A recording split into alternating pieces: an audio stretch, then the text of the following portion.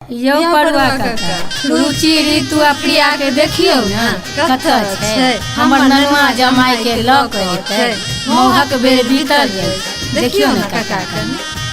हाँ रुचि ऋतु प्रिया के ताकि चलिए हुआ गेल तो हुआ है जय ए जानू तुम कहाँ जा रही है?